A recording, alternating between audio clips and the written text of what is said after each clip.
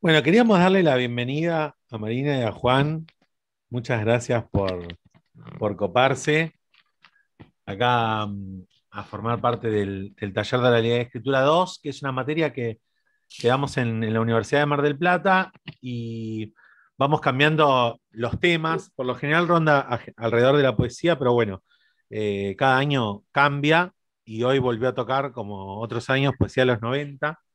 Entonces estuvimos trabajando distintos textos y se nos ocurrió, dado el contexto de pandemia y la agilización del Zoom y estas cosas, de empezar a hacer entrevistas a los agentes, actores y actoras de los 90 para que, bueno, para que cuenten su experiencia de manera directa. Así que una alegría tenerlos a Marina y a Juan acá, que se coparon.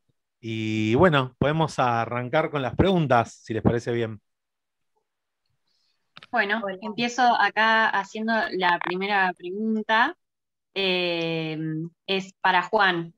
Vos formaste parte de la redacción de Trompa de Falopo en un momento donde no existían las redes sociales, ni el celular, ni internet. ¿Cómo se conocieron los que hacían el fanzine? Sí, eso siempre es bueno aclarar, ¿no? Porque es el periodo analógico y el periodo digital, era totalmente diferente. Nosotros nos fuimos conociendo en realidad desde varios, era como pequeños grupos que se iban armando, así como uno se arma grupos de WhatsApp, o eran grupos de personas que se juntaban en bares. Nosotros arrancamos como que había distintos grupos y me acuerdo que en una biblioteca de La Boca empezamos a juntar, en la biblioteca Joaquín B. González, y a partir de ahí empezamos a juntar, empezamos a hacer fanzines, algunas revistas como la 18 Whisky, después nos conectamos con otra gente, había una movida muy grande en esa época, o sea, se conoce solo una parte, pero mismo en el conurbano bonaerense había muchos fanzines y nos conocíamos así, nos conocíamos, digamos, de ir a ver recitales o de un amigo, era una cosa así. Muy bien, hola, ¿qué tal Marina? ¿Qué tal Juan? Y vos, Marina, ¿cómo entraste en conexión con la época? ¿Recordás cómo fueron las primeras lecturas a las que fuiste, las primeras personas que conociste del campo de la poesía de esa época? Sí, ¿cómo estás? Aurora, qué lindo nombre. Gracias a Ana, a Matías, bueno, por la invitación. Grandes sabedores. Ana es, bueno, una gran estudiosa de la poesía de los 90. Qué cosa rara, ¿no? Ya te voy a contestar, pero que te digan de la poesía de los 90, como que ya pasó tu época, ¿viste? Ya tu época pasó. Sí, yo me acuerdo muy bien. Yo empecé a estudiar letras y había en ese momento muy pocos profesores y profesoras que dieran poesía en sus materias. En la carrera de letras prácticamente la poesía era un género inexplorado. En una de las materias que cursé, que fue siglo XX, literatura del siglo XX, había una profesora, Delfina Muschietti, que dio poesía, y yo la flashé directamente, como creo que se dice ahora, la flashé, y tuve la casualidad de que me volví en el mismo colectivo con Delfina Muschietti, que era el colectivo 44 hasta Barrancas Belgrano, todo el recorrido. O sea, un recorrido largo que le permitió a dos personas muy tímidas, como Delfina y como yo, eh, entablar conversación. No hubiera ocurrido de otra manera. Las condiciones de posibilidad fueron esas, hablamos, y ella, bueno, me preguntó si yo escribía, yo por supuesto le dije que no, pero tímidamente, al final un día le pasé una hojita y ella me dijo que bueno, que sí que estaba bueno, que ella daba un taller de poesía, que además organizaba un ciclo de lecturas en el Rojas, que se llamaba La Voz del Erizo, uno de los ciclos más renombrados de la época, no quiero decir importantes porque todos son importantes, que era el último viernes de cada mes se hacía este ciclo en el Centro Cultural Ricardo Rojas sobre la Avenida Corrientes, donde Delfina reunía voces ya consagradas como la de Diana Velez y Arturo Carrera, Tamara Kamensain, con voces noveles que ella iba chusmeando, encontrando por aquí y por allá. Entonces era muy interesante ese ciclo. Y empezamos a tener este taller de poesía y de lectura crítica, donde conocí a personas que, bueno, que son muy, muy interesantes hoy en día, grandes profesoras y profesores. Y después del taller nos íbamos corriendo los últimos viernes de cada mes a La Voz del Erizo. Empezó esa rutina. En La Voz del Erizo se congregaban casi todos los poetas y poetices, no sé cómo se dice, de Buenos Aires, así que empecé así. Perdón si fue muy largo. Buenas tardes, Juan, Marina. Después la tercera pregunta era más para los dos. ¿Cómo condensarían en una frase su experiencia de los 90? Tipo, si pudieran poner una remera, por ejemplo.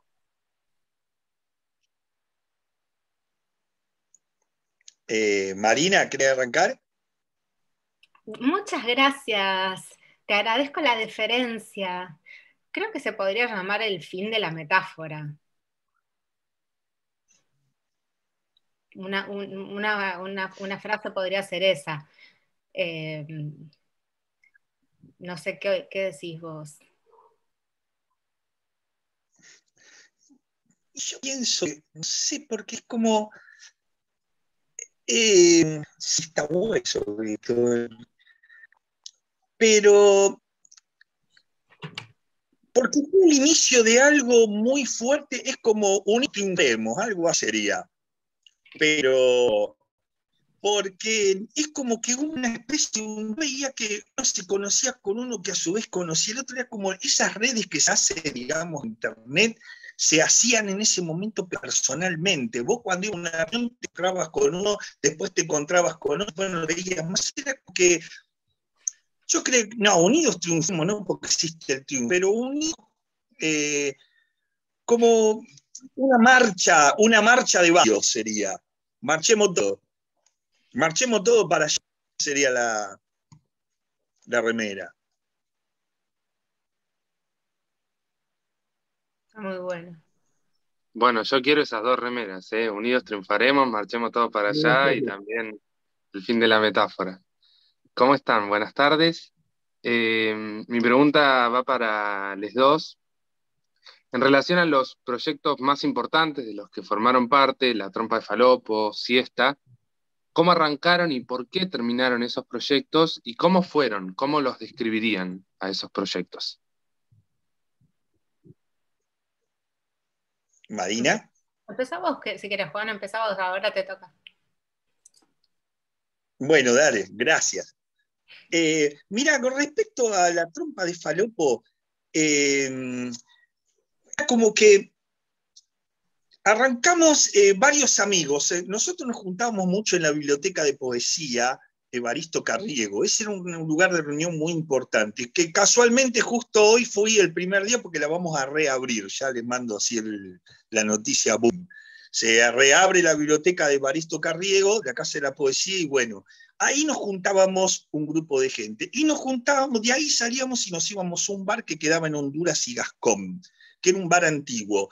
Y ahí nos empezamos a juntar, café y ginebra de por medio, nos quedamos ahí una vez por semana, y empezamos a pergeñar una revista, que en realidad la revista Trompa de Falopo nace de la biblioteca, con Mario Varela y con Anita Peroni, que era la jefa de la biblioteca. Los tres armamos el primer número.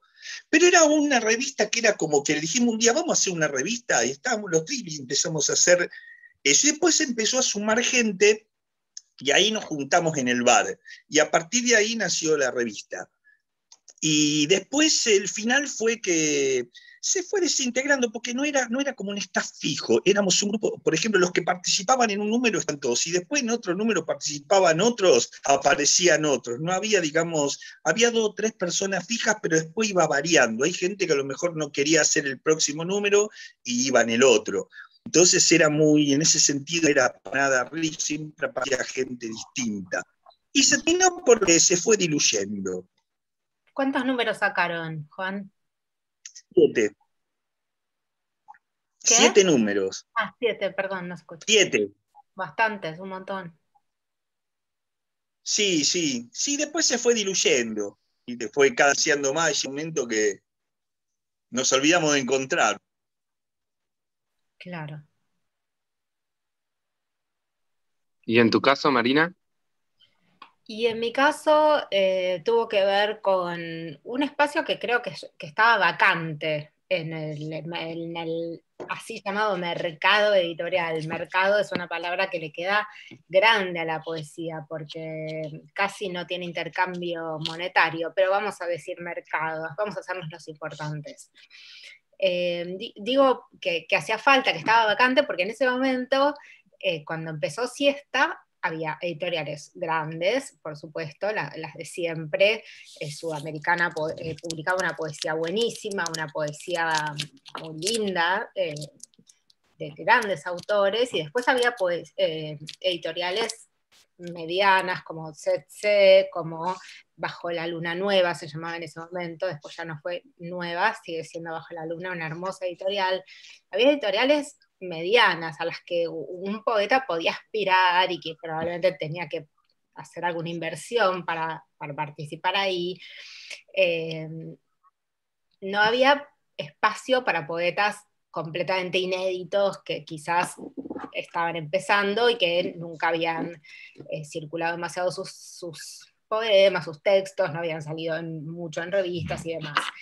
Y yo laburaba, además, siempre trabajo desde que terminé el colegio, y trabajaba en ese momento en una editorial grande, como editora. Entonces conocía perfectamente el oficio, conocía el sistema de producción editorial, cerca de la casa donde yo vivía, pagando un alquiler moderado, porque era de alguien conocido, de mi madrastra, qué sé yo. Había una imprenta de gente que había sido los imprenteros comunistas de toda la vida, muy buena onda, muy buena gente. Entonces me permitieron probar este formato que consistía en optimizar la hoja de papel, o sea, la hoja doblada en 8 daba exactamente el formato de Siesta. No es que yo tuve el berretín de decir, hagamos libros chiquitos, pero me pareció que optimizándolo podía utilizar poco papel, gastar muy poco dinero y de esa manera no tener que cobrarle a los autores la publicación, porque la publicación de esos libros costaba, de acuerdo, 300 pesos. 300 pesos en ese momento no era mucho, como ahora no lo es, obviamente es otro valor del dinero, pero era posible de costear y después recuperar ese costo con las ventas, por más pocas que fueran. Entonces hicimos eso, compré las cartulinas de colores para las tapas, para darles una cierta identidad, y una amiga mía hacía las serigrafías de las tapas, esos dibujitos, que siempre tenían alguna interpretación un poco oblicua respecto del título, no eran ilustrativas directamente, sino oblicuas. La idea fue entonces empezar a publicar con un criterio editorial heterogéneo, que consistía en no publicar solamente lo que a mí me gustara, sino en pensar lo que podía estar funcionando en ese momento. Yo tenía bastante de diálogo con Daniel Helder en ese momento. Él era editor de la parte de poesía argentina en el Diario de Poesía, y me iba comentando materiales que le iban llegando. Así fueron los primeros libros de Siesta. Yo con algunos tenía dudas. Él me decía, mira, entiendo que no te cope, pero esto está bueno, o es importante o es interesante para el momento, no voy a decir autores. Bueno, así fue pasando el tiempo. Uno de los autores que llegó ya como en el 8º libro de Siesta fue Santiago Liach, a quien leí, me gustó, después de un tiempo le dije que sí, publicó. Nosotros empezamos una sociedad en varios sentidos del término, y él se sumó a la editorial. Y así seguimos editando juntos. Publicamos como 50 títulos, casi todos de autores noveles inéditos. El primer libro de Cucurto, el primer libro de Gaby Becherman, el primer libro de Alejandro Rubio, el primer libro de Martín Rodríguez, el primer libro de Cecilia Pavón, el primer libro, porque Siesta fue previo a Belleza y Felicidad. Bueno, y así nombrando. Y se terminó porque pasaron muchos años, nos cansamos, es un oficio cansador, es un oficio que te pone de un lado del mostrador, que es el otro del escritor, y eso es una tensión de poderes. Ya había muchos autores que nos pedían cambiar el formato, y de hecho lo tuvimos que cambiar, entonces ya era otro el juego. Teníamos problemas de dinero porque tuvimos hijos y problemas de ese tipo de la adultez, y fue triste terminarlo, pero bueno, fue así. Básicamente esa fue la razón. Bueno, gracias. Hola, buenas tardes, Juan, Marina. Quería preguntarles qué leían ustedes en los 90 y en qué espacios pudieron leerse entre ustedes. Marina. Bueno, yo leía sobre todo fanzines, papelitos de colores, diría Blat. El diario de poesía era una enorme fuente de conocimiento y de lugar de circulación. Las lecturas eran imperdibles. No, había varios lugares, como bien decía Juan, estaban el Yacarecumbiao, o sea, Maldita Ginebra, estoy hablando por lo menos de Capital Federal, pero tampoco eran tantas como hay ahora, que es una proliferación tan grande que es como inabarcable. Entonces se podía ir y se iba fervorosamente como a misa, como los católicos a misa, yo ni idea de una cosa ni la otra. Pero ese fervor yo sentía, y entonces ahí se absorbía mucho ese material. ¿Y qué leía? Bueno, no, leía después, estaba recién por los clásicos, qué sé yo, estaba por Eliot, estaba por Pound, estaba recién llegando ahí, después, qué sé yo, llegando a Silvia Plath, a Pizarnik, medio de coté, porque ya lo había leído más de chica y no quería pegotearme, esas cosas. Qué bueno, qué bueno. Bueno, yo también, lo mismo que vos, o sea, el diario de poesía era una referencia, era como una especie de enciclopedia que vos abrías y ahí ibas viendo, y a partir de ahí te linkeaba a la biblioteca a ir a buscar libros, o a la casa de algún amigo, ¿no? Y tal cual, sí, el diario de poesía era una gran referencia, y también los ciclos, había ciclos muy interesantes, hasta había ciclos, mira, yo a veces iba mucho a ciclos que eran las señoras, que es tipo Olga Orozco, de esas señoras grandes que tomaban el té en los bares, estaban las señoras los domingos con un té, y era una cosa que, viste, que era muy interesante, porque eran como medias brujas, viste, tenían una cosa así como de poesía más esotérica, y uno iba viendo en distintos lugares, iba aprendiendo y hablando con gente, y a partir de ahí, digamos, uno iba conociendo también. Y después las lecturas yo empecé a leer, el primer libro que leí de poesía fue León Felipe, una antología, y me voló la cabeza. Y después leí a Aullido de Allen Ginsberg, Dylan Thomas. Esos tres libros fueron los que me introdujeron ahí como la punta de una flecha que fue para ahí. Y después bueno, leía también lo que me recomendaban los amigos, y después, bueno, es justo, el diario de poesía fue una especie de base donde a partir de ahí empecé a conocer también talleres, qué sé yo, íbamos, por ejemplo, había dos talleres muy interesantes en ese momento. Uno era que daba Leónidas Lamborghini, que lo daba en el Centro Cultural Recoleta, que era gratuito, y que él daba, por ejemplo, poesía gauchesca, y todo lo que era la Divina Comedia, todos los clásicos. Y después otro de Joaquín Januzzi, que lo daba en la Biblioteca de Poesía de Evaristo Carrillo, que era sobre poesía europea, poesía yanqui, y poesía, digamos, como contemporánea, pero de otros países. Y después había seminarios de Bocanera con poesía latinoamericana. Así que entre esos tres, tenía referencia para rato, tenía bibliografía de más.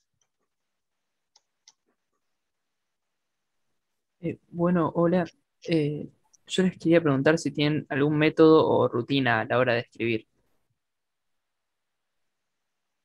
¿Marina? Me toca. Creo que No, yo no quiero, digamos, evangelizar o decir algo como descriptivo. Yo no creo en el método para escribir poesía, no me parece. No me parece que va por ahí. No creo en la idea.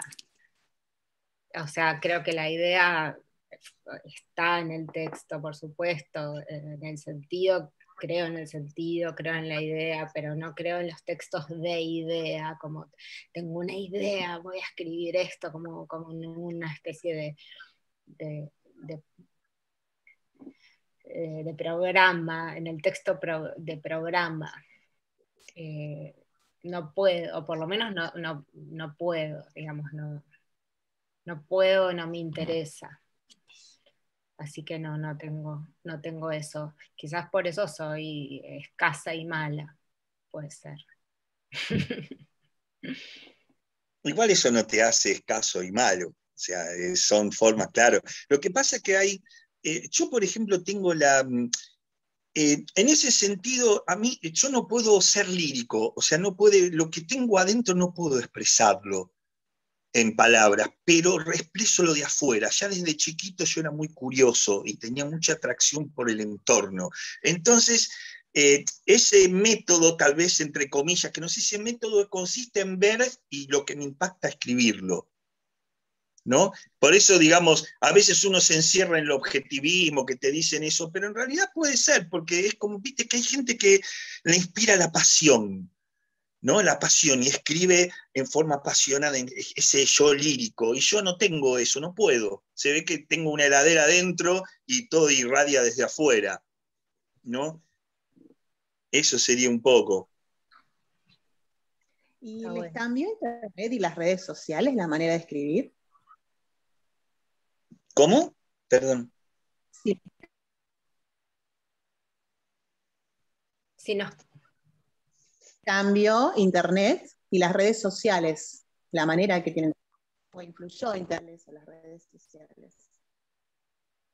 Está con problemas de conexión, Aurora. La pregunta es... La pregunta de Aurora es si Internet y las redes sociales cambió para ustedes la manera de escribir, de ustedes, ¿no? ¿Esa es, Aurora? Contesta vos, Juan. Mira, yo te digo la verdad, mi forma de escribir es totalmente manuscrita de así.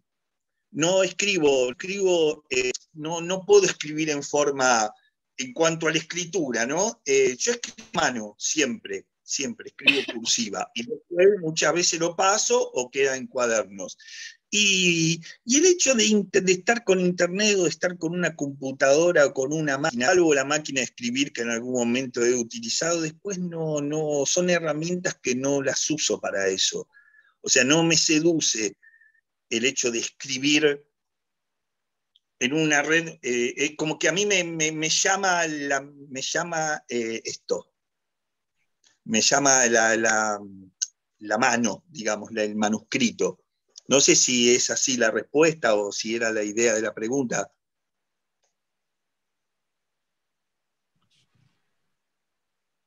Sí, ¿estás ahí? ¿Te congelaste? No, sí.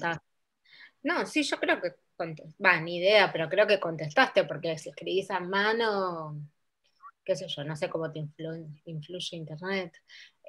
No sé, yo cuando empecé a escribir ya siento que era una escritura muy contaminada por otros discursos, por el discurso del rock, o sea, de la música, de las letras de rock, de la televisión, del videoclip, que nace también en los 90, esta estética de videoclip que que tiene algo de poético por lo fragmentario, de la radio, bueno, de lo que dice la gente en la calle, que eso estuvo siempre, no sé si siempre, pero estuvo en otros momentos también en la poesía, no es algo que nace en los 90.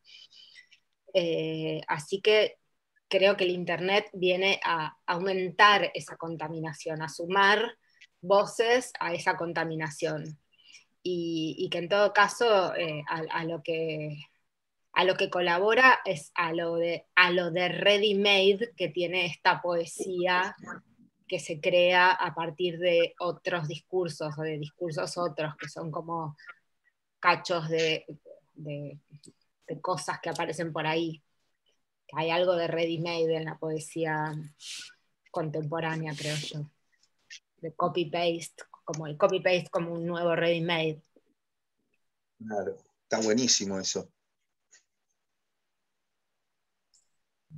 Bueno, y también nos interesaba saber cómo dan por clausurada una serie de poemas para darle la forma o para que eso se convierta en un libro después.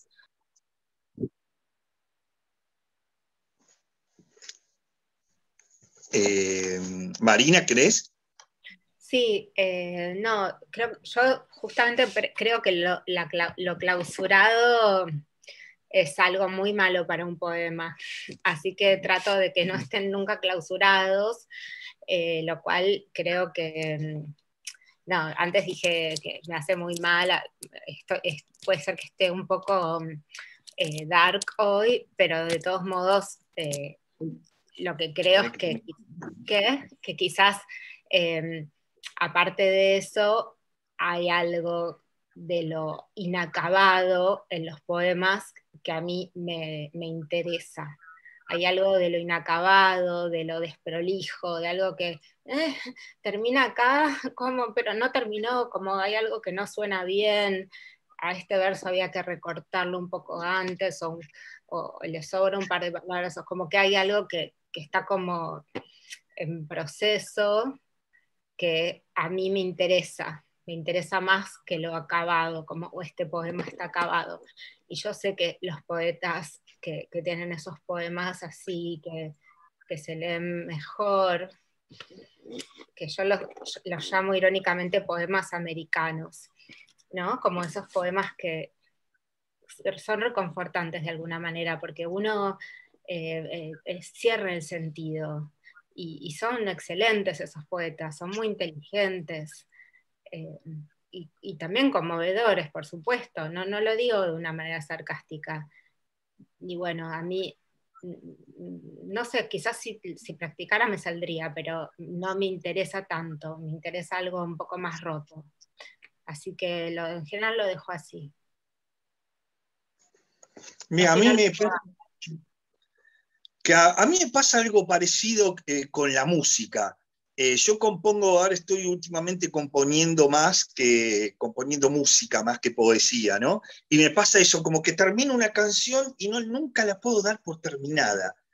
Es como que siempre digo, bueno, ahí está, qué lindo, y después al tiempo escucho, no, pues falta algo, Pero eso es algo muy musical lo que decimos, ¿no? Porque es como uno va poniendo arreglos todo el tiempo. Viste que en la canción, vos tienes una canción y vas poniendo un arreglo, otro arreglo, se te ocurre una trompeta, se te ocurre una pandereta, algo se te ocurre siempre, ¿no? Eso está bueno.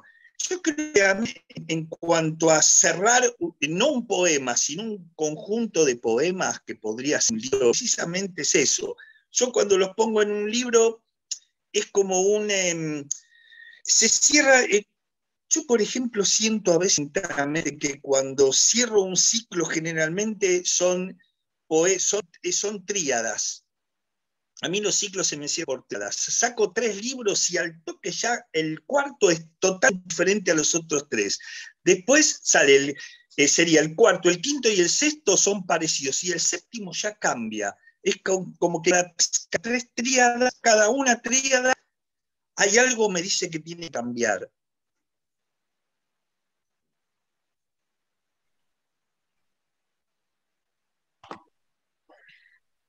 Ahora, bueno, es una pregunta más específica para Marina. En Coming Attractions y XXX se perciben una serie de voces de chicas. ¿cómo las caracterizarías? ¿Cómo las caracterizaría? Sí, bueno, vos hablás de mis dos primeros libros y yo creo que esa voz de alguna manera persiste en el resto de mis libros. Bueno, quizás las chicas, viste, me encanta porque las chicas de 60 también se autodenominan chicas. Chicas, vamos a tomar un té, ¿no? Como, pues, así que chicas vale a cualquier edad. Eso me gusta. Y las describiría, o cómo me preguntaste, a ver,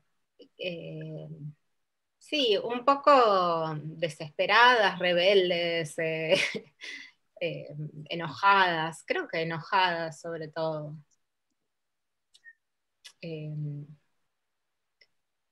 Y conscientes de algunas cuestiones del mundo material ya, de cómo funcionan algunas cosas.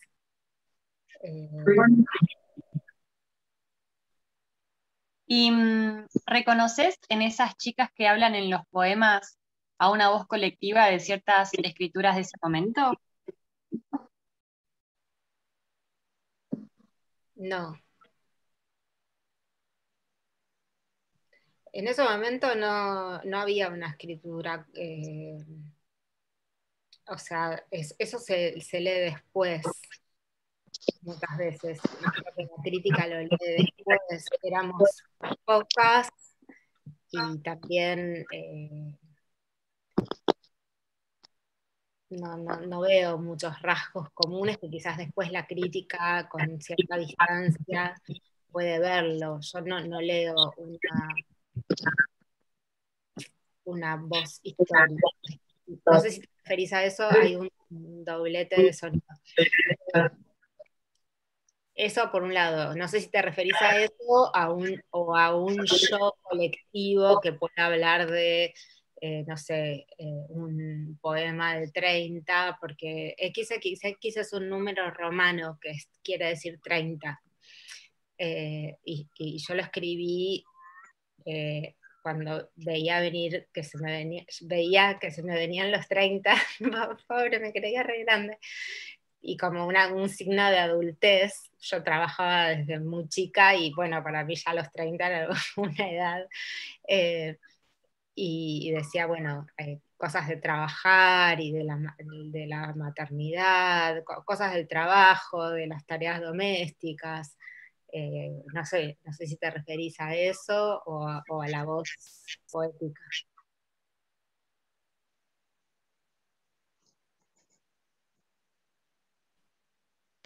Ay, perdón, se me está tildando un poco. No escuché la última parte de tu pregunta, de tu respuesta, perdón.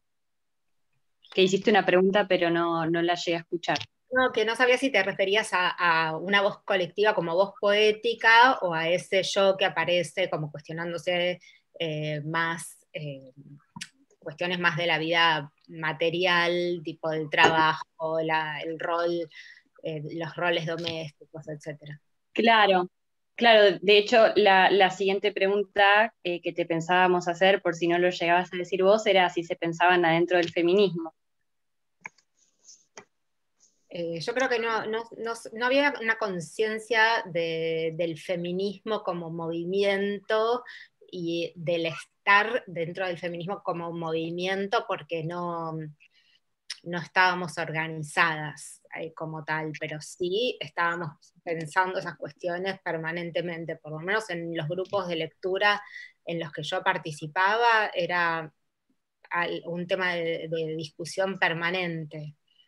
No es algo que apareció por arte de magia en 2015. Es algo que siempre estuvo presente, no solo en mis lecturas, sino en mi vida privada, cuando yo era chica y no había accedido a la academia, y leía la revista Emanuel, y antes cuando era chiquita y leía a Leonardo da Vinci y decía, a las mujeres hay que pintarlas con las piernas cruzadas, la cabeza ladeada, y yo decía, ¿qué carajo? O sea, lo anoté en una libretita de Sarah Kay, como me llamó la atención. Bueno, ¿cómo están Juan? ¿Cómo estás Marina? Qué lindo Perfecto. escucharles. Creo que la pregunta que las chiques habían anotado entre todos, un poco la estabas respondiendo antes, Marina, que es que en esos libros que mencionamos hay muchas referencias a bandas del momento, pensábamos en MTV, y que funcionaban un poco como soundtracks de la escritura o algo así, como lo pensábamos como un poco leíamos y escuchábamos esas canciones al mismo tiempo. No sé si era así, ¿puede ser? Sí, pensá que esto estaba escrito en los 90, en los 90 llega esta cadena de videoclips a la Argentina y yo, o sea, no sé, la tenía prendida todo el tiempo. En vez de la radio, ahora tenía aprendido esto, que te brindaba imágenes que podríamos, o sea, tamizadas, por supuesto, por toda la cuestión comercial. Los videoclips eran una nueva forma de arte, de representación, una nueva forma de representación mucho más fragmentaria. De algún modo, podemos pensar, debe haber bastantes trabajos sobre esto que yo no tengo presentes, porque no leí, donde se debe relacionar la cuestión del videoclip a la poesía o a los cortes, o no sé, se podría indagar sobre esto, y como escucha de estas canciones en inglés, obviamente, yo como hispanohablante, no es que no cachaba una, cachaba una. Esto quiere decir que no cachaba todo, ¿no? ¿Viste? Cuando cazás algo. Y esto era muy interesante lo que generaba, ¿no? Como poder pescar brisas o brisnas sería de una canción o de una letra, y a partir de eso hacer algo, ¿no? Como cuando te dan en la primaria composición, tema, la vaca, o escriba un texto con estas 3 palabras. Bueno, son 3 palabras las que tenés. Y con eso a vos te disparaba algo, eran como disparadores, no era un texto completo. Me parece, y eso sumado a una imagen y a una música que también te motiva, era interesante el efecto.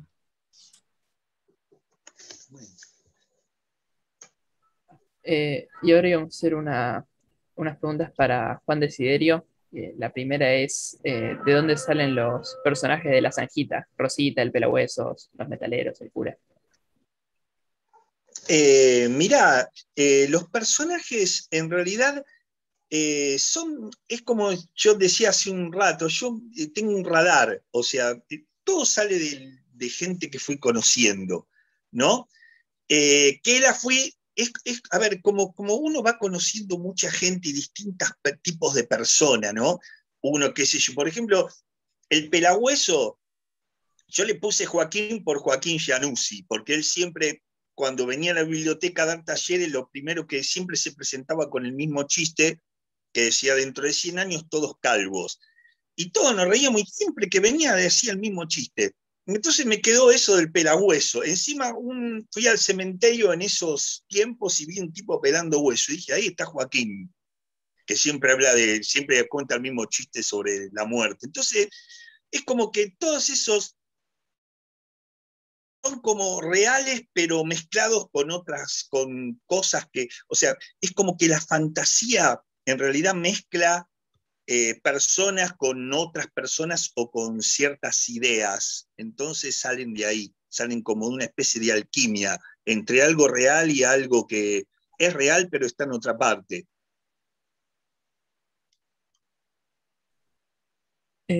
Y también te íbamos a preguntar qué es la Zanjita en sí misma, con lo mismo pero al espacio. Mirá, la Zanjita en realidad es un es un poema largo que en realidad es muy loco eso porque se me ocurrió como de un tirón. Yo venía ya pensando, la zanjita en realidad era una zanja que había en un lugar que yo iba con mi abuela a visitar a una amiga de mi abuela de la fábrica. Y siempre me llamaba la atención que había una zanja y al lado de la zanja había moreras. Entonces yo iba y me subían ahí, era chiquitito, me subían y agarraba las moras, y estaba la zanja, y siempre me quedó ese lugar. Por eso te digo, ese lugar como que quedó en el inconsciente. Y después un día iba en el bondi y vi un montón de cáscaras de mandarina flotando en un charco. Y ahí es como que automáticamente se me conectó la zanja, dije, una zanja, me imaginé una zanja lleno de cáscara de mandarina. Y a partir de ahí llegué a mi casa y ahí estaba en ese momento con máquina de escribir, no es manuscrito la zanjita. Y agarré la máquina de escribir y empecé ¿viste? Como de un tirón. Cuando empecé así a ver la zanjita y tal personaje, cuando me quise acordar, salió.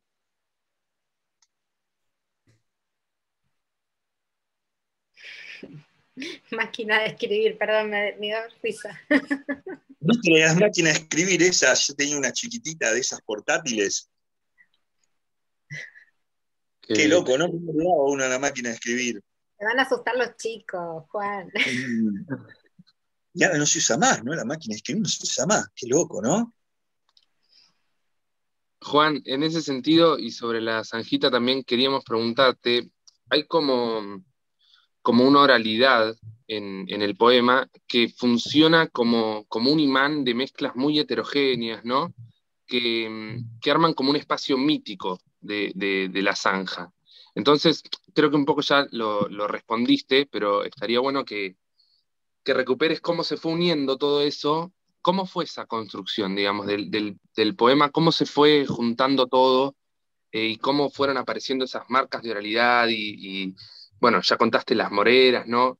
Pero ¿cómo sentís que se unió todo eso? Mira, todas esas imágenes se fueron uniendo. En realidad, yo siempre tuve una tendencia metafísica, para no llamarla religiosa, porque religiones hay muchas y creo en todas y no creo en ninguna al mismo tiempo, pero sí creo en la metafísica. Entonces, yo me acuerdo que, por ejemplo, en mi casa, mi mamá era muy devota, mi mamá murió muy joven, y yo cuando era chiquito, ella tenía, en mi casa, por ejemplo, había una bolsita donde ponían una estampita de San Cayetano, ponían espigas de trigo y ponían monedas. Entonces era como que había había un altar, por ejemplo, en un mueble había un altar con velas y había fotos de muertos. Entonces todo ese tipo de cosas a mí me generaban una mezcla de miedo y atracción, porque me atraían eso, me decía, chau, la cara de un muerto con una vela. Y después, todo eso fue, digamos, una de las cosas que unieron, todos esos recuerdos que yo tenía de la infancia, de la religiosidad de mi familia, eso es una suerte de unión. Y después otra es la lengua. El lenguaje también, digamos como que la metafísica es el huevo que unió a todas las imágenes, pero después está la otra parte que une a las imágenes, que sería la harina, llamémosle para hacer una torta, que en realidad es el lenguaje, y el lenguaje, yo en un momento dije, bueno, ¿por qué no voy a hablar, no voy a escribir como hablo? Si yo hablo así, yo me como las heces, si yo hablo de una manera que después es como, viste, vos hablas de una manera, después cuando escribís hablas de otra, ¿no? Es muy raro escribir como uno habla. Entonces yo dije, voy a empezar a escribir como uno habla, pero en un momento me salía eso y después había la parte lírica, la parte, digamos, más formal de la poesía, quería empujar. Entonces como que se me fueron mezclando. No prohibí ninguna de las dos. Dejé que como yo hablaba se expresara y la otra parte más formal también se expresara. Entonces quedó como una mezcla. Y ahí une todo. Y para ir cerrando, es para Juan esta pregunta también. Considerando que formaste y seguís formando parte de distintos grupos musicales, queríamos saber cómo conviven con vos la poesía y la música, cómo las relacionás quizás. Mirá, Para mí, yo soy antes que poeta músico. Yo a los 12 años estudié guitarra y después empecé a escribir. Paralelamente, pero un poquito después. Pero siempre, al estudiar guitarra primero, siempre tuve tendencia al ritmo y el compás. O sea, no todo lo que sería, digamos, ritmo, es como que me sale en el poema. Yo una vez, una vez yo estaba leyendo en vivo y alguien se notó que yo cuando leo marco el ritmo. ¿Me entendés? Como que marco una especie de ritmo y eso me sale de la música. Entonces yo creo que, digamos, yo tengo una cierta métrica y una cierta rima, pero no es la normal. O sea, yo, por ejemplo, te escribo y eso que te escribo te puedo cantar un rock and roll. Porque lo escribo de una manera que entra perfecto. Una vez, mirá, te cuento como para ilustrar eso. Una vez fui a un taller, iba a un taller de Leónidas Lamborghini, ¿no? Y un día llegué tarde al taller, ya estaba empezando a... Y de golpe hago así y veo que tenían en el pizarrón un poema mío, pero no puso de quién era, un poema de Piotrucho. Y tenía todas rayitas. Y viste como que partía, digamos, sílabas. Y yo me quedé ahí, el tipo no dijo nada. Y en un momento de la clase dice, bueno, ahora vamos a hablar de la musicalidad del poema. ¿Ven este poema? Este poema empezó a ver, este poema está perfecto, dice, pero la persona que lo escribió no sabe nada de métrica y rima, pero es músico. Y ahí me cayó la ficha, dije, claro, yo si vos me hablás de gramática, de formalidad, todo yo cero, ¿viste? Yo me llevaba literatura en el colegio mal, siempre, ¿viste? Nunca supe lo que era un objeto directo, ni un verbo, ¿eh? Para mí es como hablarme no sé, de una cosa rara. Pero al tener música, esa musicalidad de alguna manera le daba una estructura y le sigue dando una estructura. Entonces yo a veces, por ejemplo, cuando compongo, primero escribo la letra y después pongo música. No hago primero la música y después le pongo letra. Muchísimas gracias, Juan. A vos. Les íbamos a sugerir, ya que tenemos bastante tiempo, si se querían hacer una pregunta el uno al otro. Dale. Dale, yo le hago una a Juan.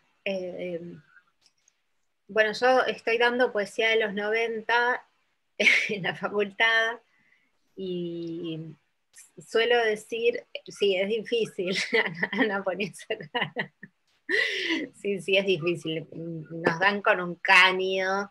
En general, los trabajos que recibo dicen, bueno, como siempre se dice, los 90 envejecieron mal y así también su poesía. Sí, trabajo, te juro. Y por supuesto, no me puedo poner o sea, me pongo a llorar, pero cuando nadie me ve. Bueno, y yo sí, en general solemos decir que los 90 se da comienzo a la poesía de los 90 con la Zanjita, el poema de Juan Desiderio. No sé si coincide Ana, Matías, ustedes, les compas que están acá, y qué opinás, Juan, vos de eso. ¿Cómo te sentís cuando se dice eso? No, mira, no, yo creo que es todo un movimiento. Mira, yo cuando empecé a escribir, yo te cuento algo porque es muy interesante esto. Cuando yo empecé a escribir, por ejemplo, Barrio Trucho, nosotros en Biblioteca Carriego teníamos una actividad todos los lunes que se llamaba el Tribunal. ¿Qué era el tribunal? El tribunal era, por ejemplo, nos juntábamos, éramos como 20, ¿viste? Nos juntábamos y había 2 poetas por lunes que llevaban los textos. Entonces vos llevabas fotocopia, le dabas a todos los fotocopias, lo leíamos y después te daban con un caño. Loco, me hicieron percha, no puedo explicarlo cómo me dieron. Me dieron tanto palo, tanta crítica, que después me ayudó, porque o sea, nos leíamos entre nosotros, ¿me entendés? Entonces a mí me ayudó a armar lo que después fue mi poesía. Y después empezar la Zanjita como una cosa que se toma por... Yo por eso digo esa mezcla. Yo aprendí mucho de las personas que tenía alrededor. Yo aprendí muchísimo. Y yo creo que en ese momento que apareció Zanjita, aparecieron otras obras que eran buenísimas. Tal vez yo creo que eso de la Zanjita ocurre por el cambio, por el lenguaje. Para mí ocurre solo por el lenguaje. ¿Viste cuando vos le pegás de suerte a algo, le pegás de suerte y decís, bueno, acá la gente se tomó algo cuando fue algo como yo lo dije hace rato, o sea, quería hablar, escribir como hablaba y a su vez en forma libre, solo eso, yo creo que eso en realidad pasó, porque después el contenido, lo pesado de lo poético que son las imágenes, todo había muchísimas referencias había en ese momento, creo, ¿no? Puede ser, pero el lenguaje, disculpame que te diga esto, no es poca cosa en un poema. Sí, pero no fue, o sea, yo no tuvo, lo que pasa que me refiero a que no tuvo una creación académica, no estuve durante años pensando, ¿me entendés?, en una estructura, porque ese crítico, sí, pero este tipo parece, yo loco, lo hice porque tenía ganas de hacerlo, nada, no es que viste que hay veces que hay gente que está estudiando mucho tiempo formas, entonces aparece y crea una, crea otra. La creación muchas veces sale del esfuerzo y del trabajo, y a veces sale de casualidad. Esto salió de casualidad. Y bueno. Y yo quería preguntar, porque a mí me llamó mucho la atención y me gustó mucho lo que dijiste, porque yo creo que vos qué pensás del tecno-objetivismo, porque vos me diste la idea como de un tecno-objetivismo, vos hablás, digamos, de esa influencia de MTV, todo lo que era la cultura de los 90, eso también era objetivo, porque era de afuera para adentro. Si bien uno le mezcla la emoción, pero todos esos impulsos de música, de brillos, de imágenes, te venían hacia la mente. A mí eso me encanta. ¿Y no pensás que puede ser una especie de tecno-objetivismo? Sí, puede ser, claro. ¿Por qué no? O sea, todos los influjos de la Internet, ¿te referís ahora de la Internet o de las... No, en un momento que vos, en ese momento, en los 90, que vos hablabas a mí me encantó eso que vos decías, que escuchabas en TV, veías una imagen o un sonido, y todo eso formaba parte de tu poesía, ¿no? Sí, claro, ¿por qué no? O sea, el afuera está siempre, digamos, lleno de cosas diferentes. Las tecnologías siempre estuvieron involucradas en la creación artística, o sea, lo podemos pensar en distintas épocas del arte, como, no sé, yo creo, ¿no? Siempre el arte estuvo atravesado por el contexto, por las cosas que pasan alrededor y por las máquinas, no sé, en el manifiesto futurista o en el cubismo, cuando cambian las velocidades del mundo, cambian las formas de representación. Claro, buenísimo. Sí, verte que era esa pregunta porque me encantó eso, me encantó como toda esa mezcla, ese captar, yo imagino tu cerebro captando todo eso, de cuántos colores, ¿no? ¿Cómo se llama el texto ese cortito de Vallejo? Arte Nueva, Arte Nueva, Poesía Nueva.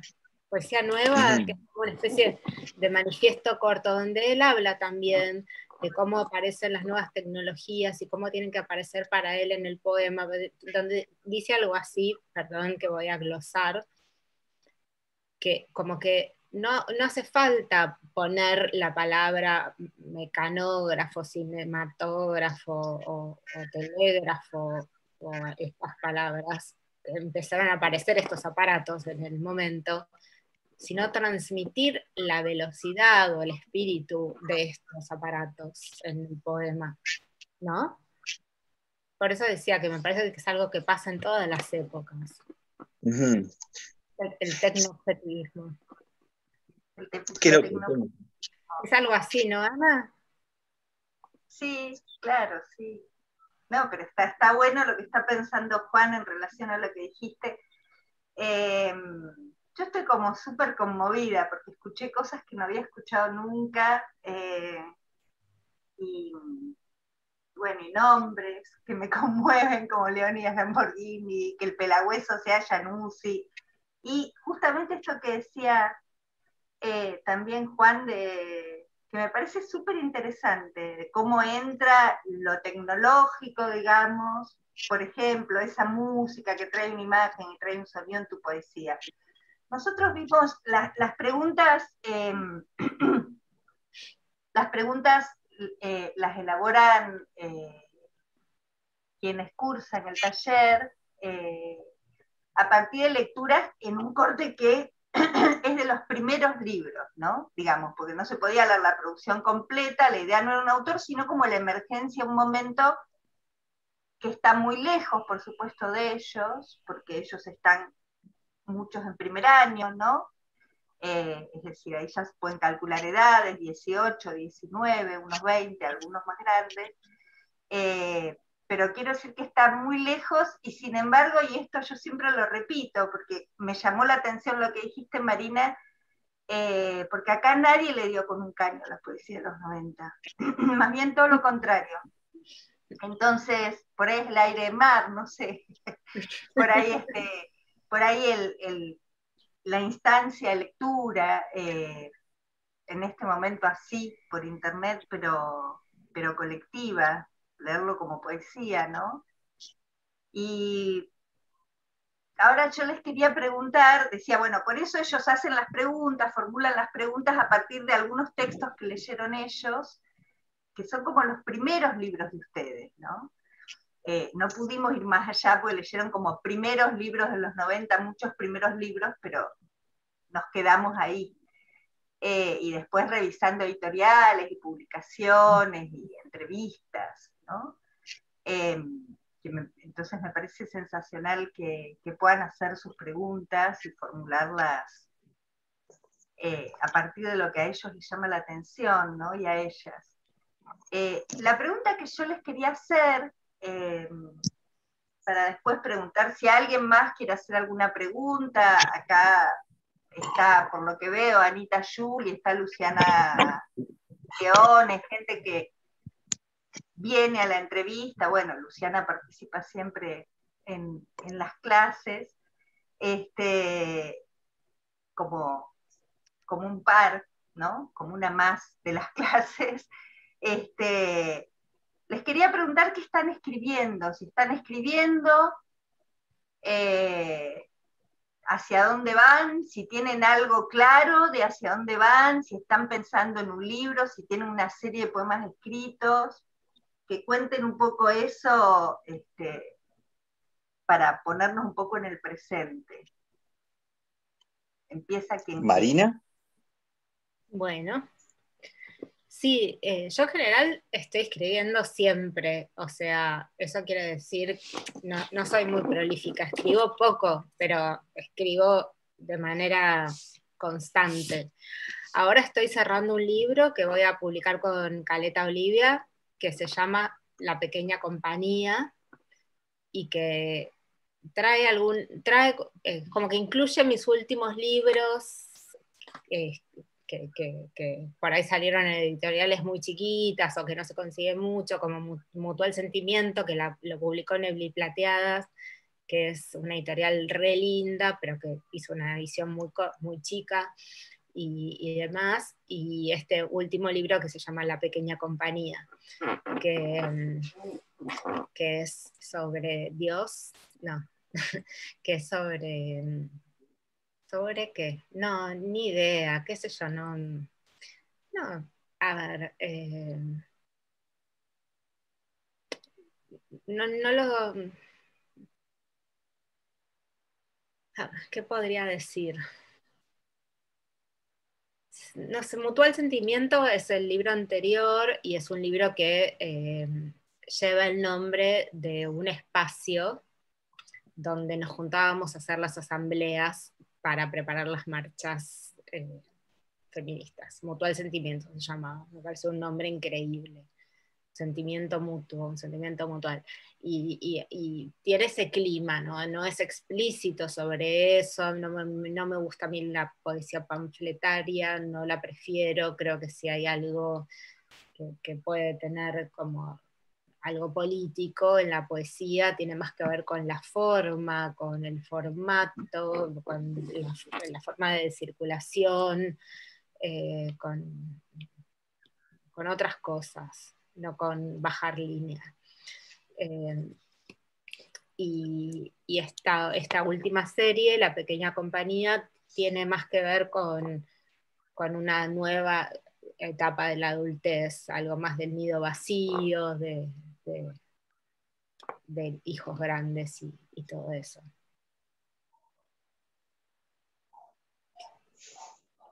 Qué bueno, mirá, justo yo en cuanto a lo que es poesía, también por Caleta Olivia voy a sacar una edición de poesías completa, así que van a salir casi juntos. Qué bueno. Sí, el año que viene.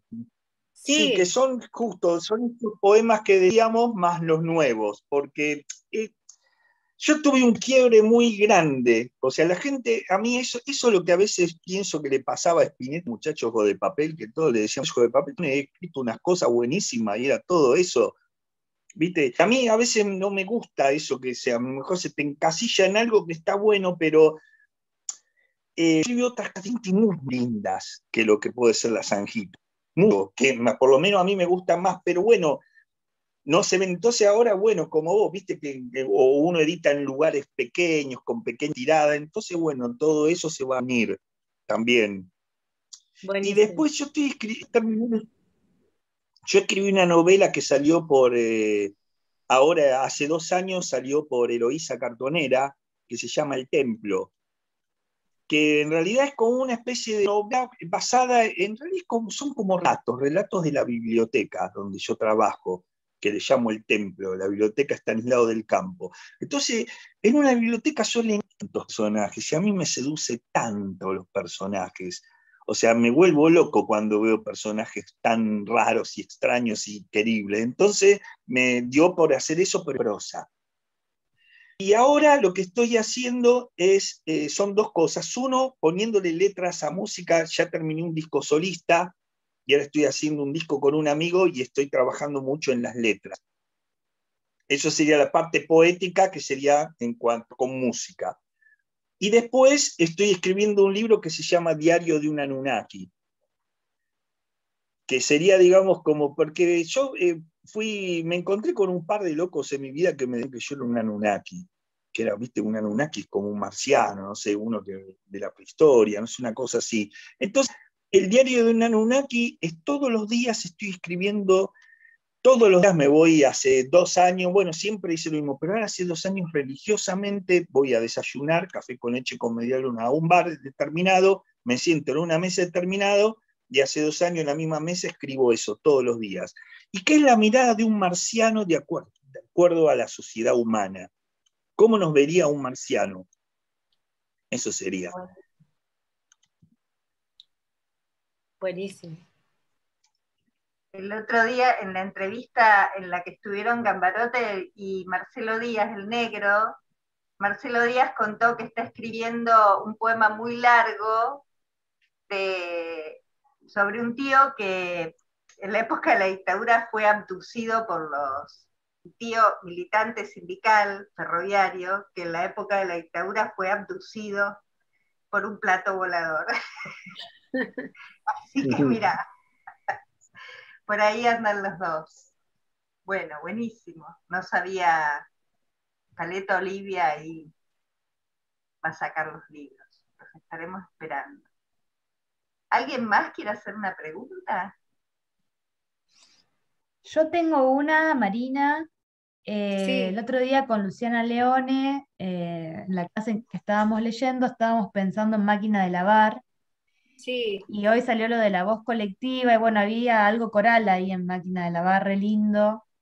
¿Y cómo fue un poco esa experiencia? ¿Cómo se formó esa colectiva de chicas? Creo que fue en 2014 o algo así, ¿no? Por ahí, más o menos. Bueno, ¿cómo fue esa experiencia en sí? Sí, un poco antes también. Yo soy muy mala con los años, tengo como un problema psicológico. Me la cara de Ana. No, de verdad, no puedo, estoy traumada.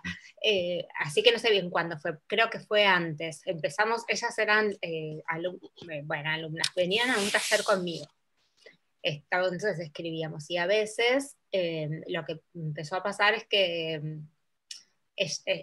teníamos generábamos temas de debate, de discusión, de conversación en relación a cuestiones de la vida cultural, de ese momento, de coyuntural o política coyuntural, cultural o política.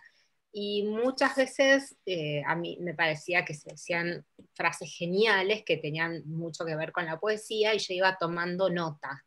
Entonces yo a veces jodíamos y decía, al poema, esa frase al poema, y bueno, y al poema se iba conformando una especie de poema, que en realidad nunca fue un cadáver exquisito, ni una cosa escrita por todas a la vez, sino como una especie de trance, donde en medio de un caldo de conversaciones y de intercambios fueron surgiendo esos poemas, que por supuesto después una anotaba, otra pasaba en limpio en la computadora y empezábamos a circular por mail. En un momento yo dije, por supuesto, bueno, esto basta, se desmadró, no es un taller, somos todas compañeras, empecemos a hacerlo y empezamos a hacer ese mecanismo, digamos. Y con una temática, con una línea que subyacía al texto. Juan, ¿quiénes estaban en la mesa 20? Nombrame por lo menos 3 o 4. ¿Cómo? ¿Quiénes estaban en la mesa de 20 de la Carriego? En los lunes, los tribunales. ¿Quiénes? Y por ejemplo, había mucha gente que no es conocida, que venía mucho a la biblioteca, pero dentro de los conocidos estaba, bueno, José Villa, estaba Daniel Durán, Fabián Casas, Mario Varela, que Mario Varela y yo fuimos los primeros que nos dieron con un palo, y después estaba Ture, no sé si lo conocés a Ture, Néstor Colón, de La Masmédula. Y después había otras personas, había unas chicas también que venían ahí, pero no eran, digamos, conocidos, ¿no? O sea, dentro de esos son los nombres que te puedo dar. Después había otros, o sea, había de todo, ¿no? Porque era una biblioteca donde iba mucha gente, no solo gente que después fue de alguna manera conocida, pero había mucha circulación de gente y se enganchaba en todo eso. Y hago, ya que estoy, ¿no? Y que tenemos tiempo, hago otra pregunta porque pensábamos al principio que vos, Juan, estuviste en el comité de bienvenida a Hellman, ¿no? Eso fue en el 88. Matías Moscardi fue a buscar a sus archivos y dijo 1988, es decir, casi como en la prehistoria. Y entonces, ¿cómo fue la idea de traer a Hellman, ¿no? Porque es como un inicio que arrancar por Hellman era raro en ese momento o no. Yo fui a ese encuentro. Yo viajé desde Mar del Plata, hablé, no me acuerdo si por un teléfono negro o... No había, creo, mail. No había mail. Había unos y había teléfono público, porque no todas las casas tenían teléfono. Totalmente. Yo me acuerdo que fui, y entonces, bueno, yo soy como una testigo de ese momento, vos fuiste un armador de ese momento, ¿no? Que fue un momento súper importante. Y ¿con quién yo creo que eso? La cosa fue, nosotros, digamos, te digo rápido, como una línea de tiempo muy extraña.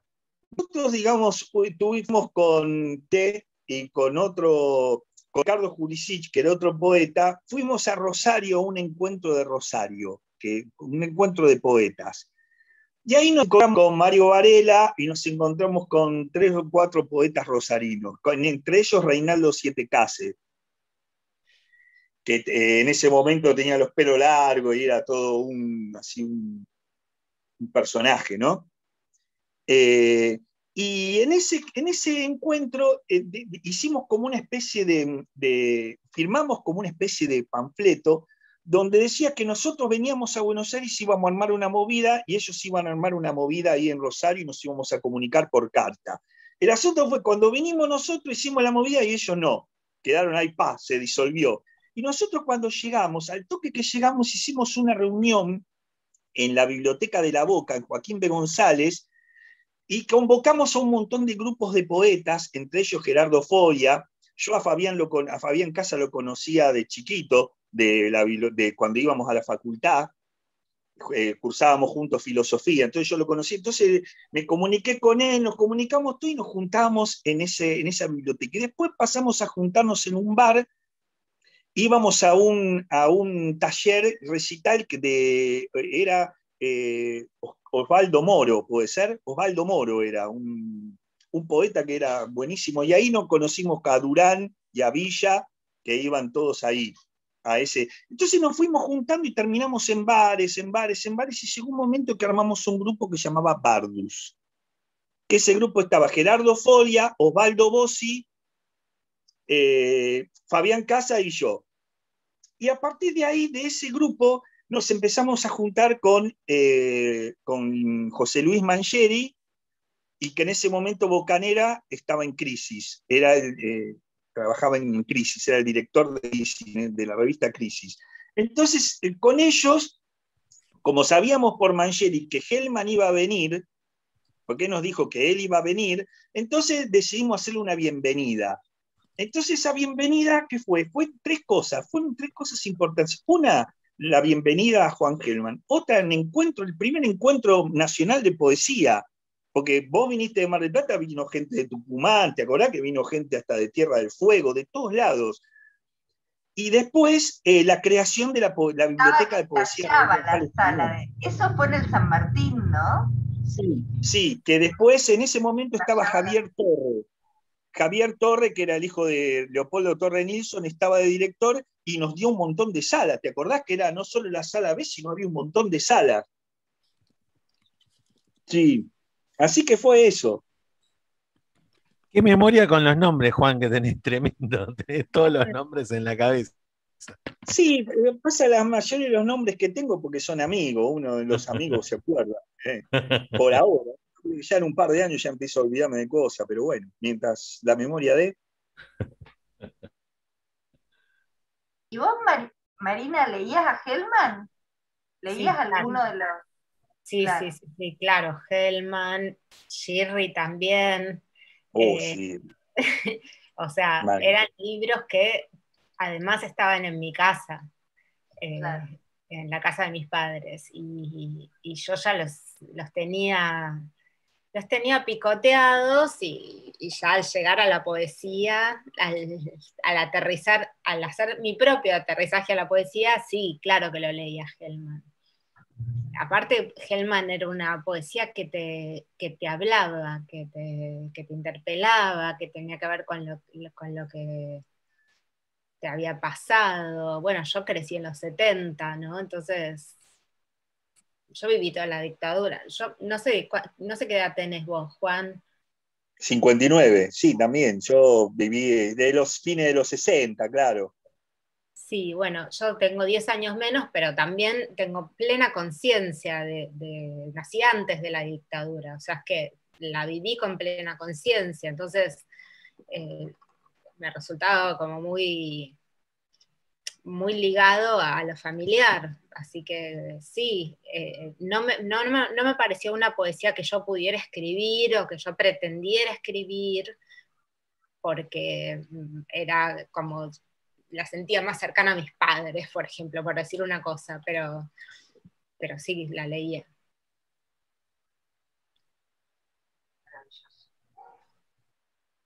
Bueno, ¿alguien más quiere hacer una pregunta?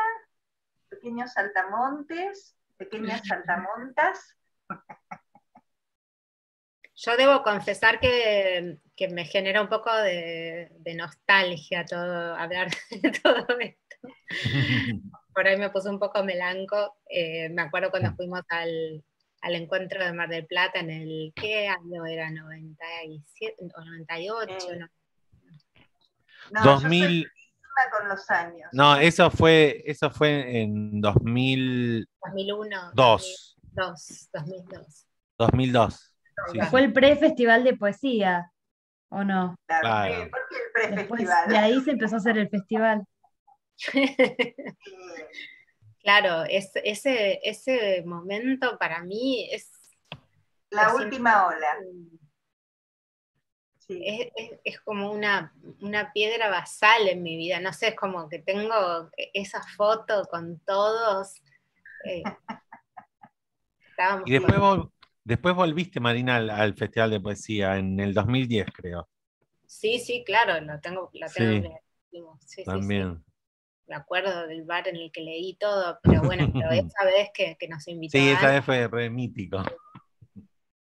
Sí, todo el mundo vino por la suya, paró por la suya, no hay un peso acá. La gente de Bahía Blanca vino con una bolsa de monedas, yo no me voy a olvidar jamás, porque literalmente tenían una bolsa de plástico llena de monedas y pagaban los pasajes con monedas, y eran como 6 u 8. Sí. Fue maravilloso, sí, la verdad fue un gran momento. Bueno, yo repito mi agradecimiento, nosotros estamos muy contentas y contentos con Matías, con Flavia, con Carlitos Fratini, que está acá y trabaja con nosotros, y Camila Pastorini-Weisman, que no pudo venir. Pero la verdad que un gran momento de encuentro y de contacto también, de otro tipo de contacto que no suele favorecer la institución, que es el contacto con la gente que escribe, para que dejen de ser una tapa un libro, unos versos, ¿no? Y a nosotros nos parece como súper importante, y además nos parecían importantes las entrevistas para reconstruir un poco los 90 y bueno, y ver cómo lo cuentan, digamos. Aparecieron como muchos relatos de los 90 en todas las entrevistas, los de Yaramico, los de José Villa, los de Gustavito López, los de Fernanda Laguna, ¿no? Entonces,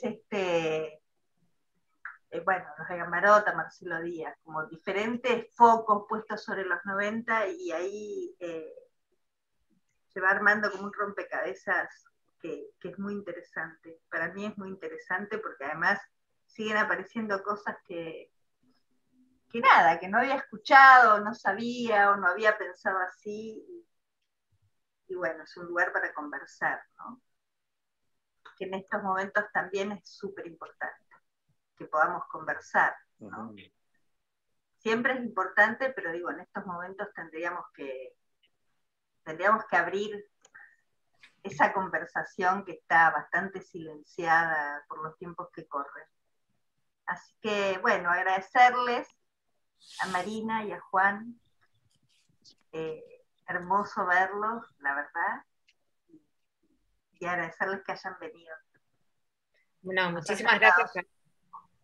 Gracias a ustedes por esta invitación. La verdad que, bueno, es un lujo, y desde ya a total disposición para lo que quieran, para ver libros, para consultar. El otro día tuvimos la primera clase presencial y única, y llevamos valijas con libros, valijas con rueditas, con todo, para que vean eso que vieron por acá, ¿no? Los libros, las revistas, los panfletos, los fanzines, para que puedan ver todo ese material. Ellos van a hacer como trabajo final un fanzine. Buenísimo. Armando. Qué bueno. Discúlpame, ¿cómo van a hacer?